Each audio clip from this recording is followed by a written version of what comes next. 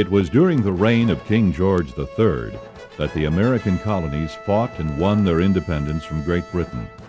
After the Revolutionary War, the Articles of Confederation became the law of the land in America. The central government had been granted very limited powers under these articles. It was weak and had very little authority. In 1787, the Constitution we know today was written by delegates at the Philadelphia State House. They saw the need for a federal government, but with very specific and very well-defined responsibilities.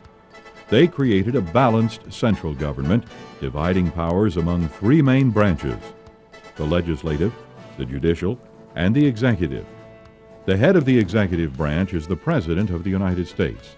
But even more than that, the President is chief executive, head of state, commander-in-chief, chief diplomat, and party leader. We present now the history and functions of the Presidency of the United States of America. The American system of government, with its checks and balances, was created by our founding fathers so that no one branch of the federal government could be more powerful than the others, and every branch would respond to the will of the American people. Afraid of being ruled again by a king who could not be replaced or controlled, the writers of the Constitution limited the president's term in office.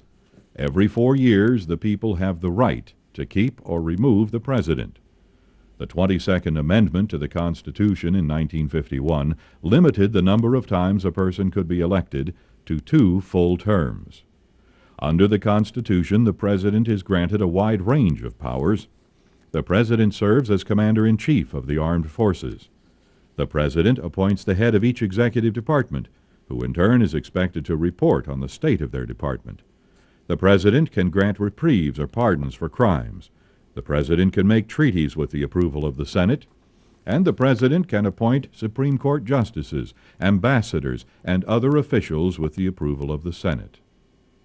The President must inform Congress from time to time of the state of the Union and can recommend new laws. The President can call either or both houses of Congress into session.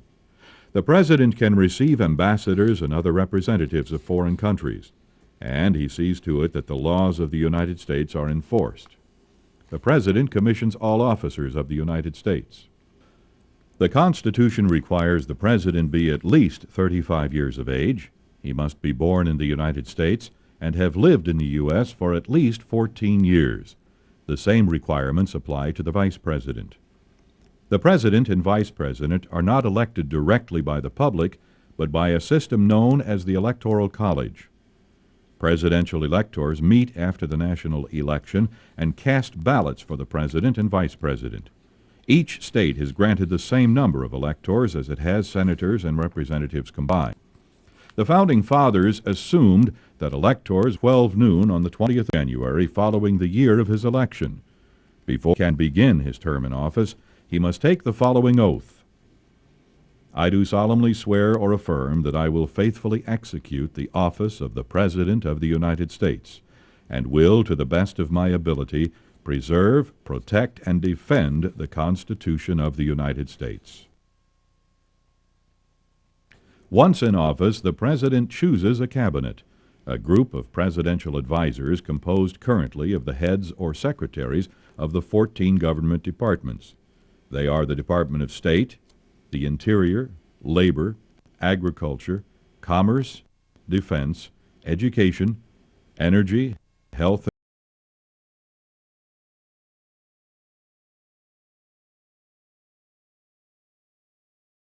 They are the Department of State, the Interior, Labor, Agriculture, Commerce, Defense, Education, Energy, Health and Human Services, Housing and Urban Development, Transportation, the Treasury, Veteran Affairs, and Justice Department. These are appointed by the President and approved by the Senate. The writers of the Constitution created the office of the Vice President so that someone could automatically serve as the President if the Chief Executive became unable to serve.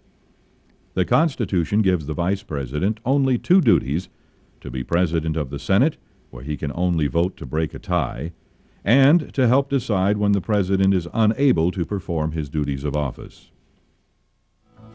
9 times in our history, the Vice President has stepped in to finish a president's term.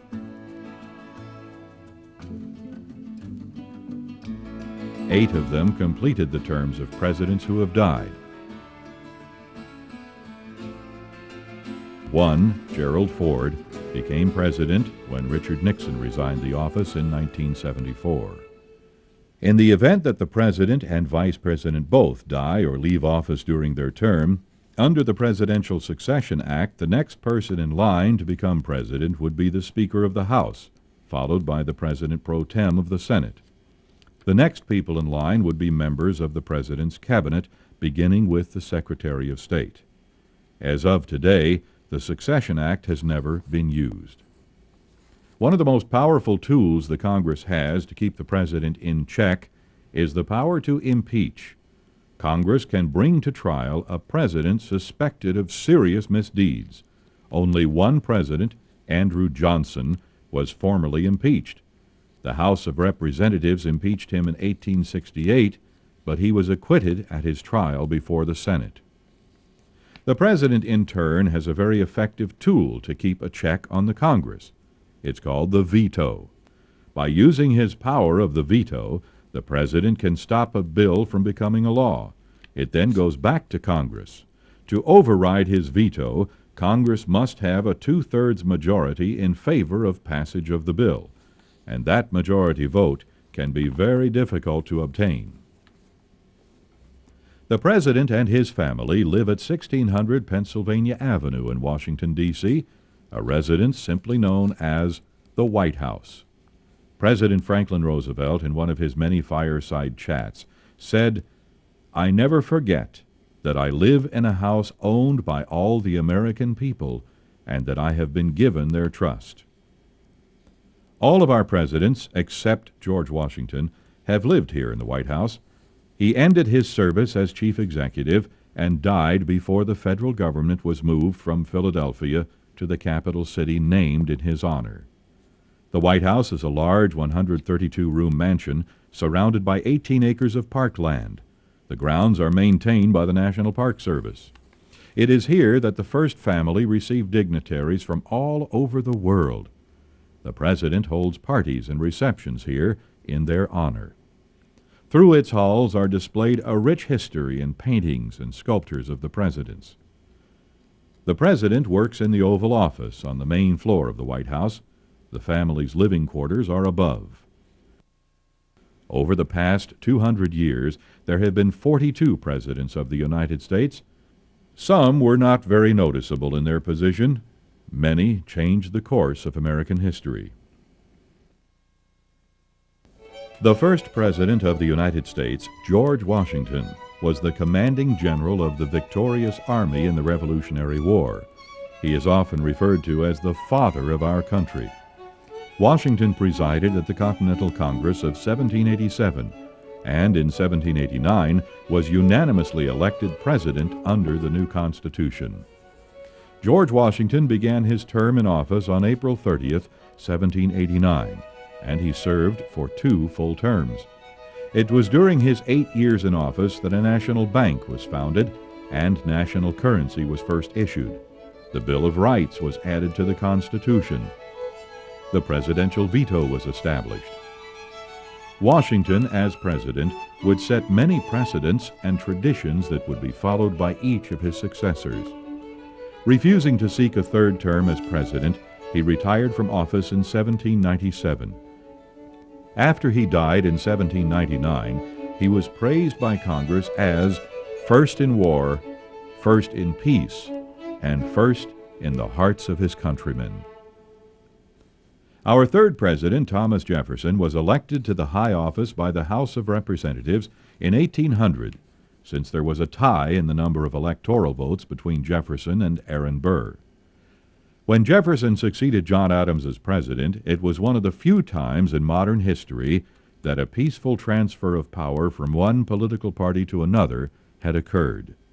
Jefferson was already well known as the principal author of the Declaration of Independence. As president, he arranged for the Louisiana Purchase from France and more than doubled the size of the United States. and built his own mansion that he called Monticello. He was a champion of political and religious freedom. As a general in the War of 1812, Andrew Jackson defeated the British in the Battle of New Orleans.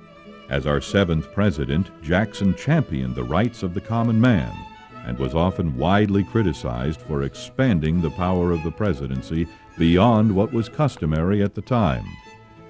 He also rewarded his political supporters with government positions. This practice is known today as the spoils system. When he died in 1845, he left behind him a drastically changed presidency. Our 9th president, William Henry Harrison, has the dubious honor of serving the shortest amount of time in office. On a rainy inauguration day in 1841, he caught a bad cold and died just 1 month after taking office. He was replaced by John Tyler, who became the first vice president to ascend to the presidency after a president's death. He is best remembered for admitting Texas and Florida into the Union. His name might not be well known today, but James Knox Polk, our 11th president, he was a strong believer in manifest destiny, the belief that America was destined to expand across North America to the Pacific Ocean. Polk acquired all or parts of present-day Arizona, California, Colorado, Nevada, New Mexico, Utah, and Wyoming as a result of the Mexican War fought during his presidency. He did not seek re-election in 1848, opting for retirement instead. But he left behind an America 500,000 square miles larger than he had found it. Abraham Lincoln was our 16th president, and many believe our greatest president.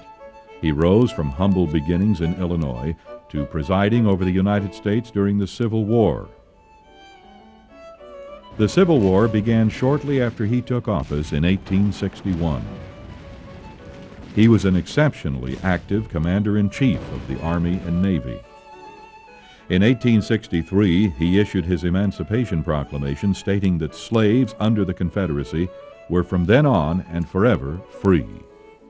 It was also during the Civil War that Lincoln gave his most memorable speech, the Gettysburg Address, in which he said the government of the people, by the people, and for the people shall not perish from the face of the earth. In 1864, he won a second term in office. A month after his second inauguration, the Civil War ended. Lincoln fought to preserve the Union at all costs. Unfortunately, President Lincoln would not live to see the fruits of his labor. On April 14, 1865, just a week after the South surrendered, he was assassinated by an actor named John Wilkes Booth, a supporter of the Confederacy. The entire nation mourned the man who held the country together during desperate and trying times. Lincoln's vice president, Andrew Johnson, became our 17th president after Lincoln's death. Johnson was impeached by the House of Representatives, who charged him with illegally removing the Secretary of War from office. In his trial before the Senate, he missed being convicted by only 1 vote and was allowed to serve out the rest of his term.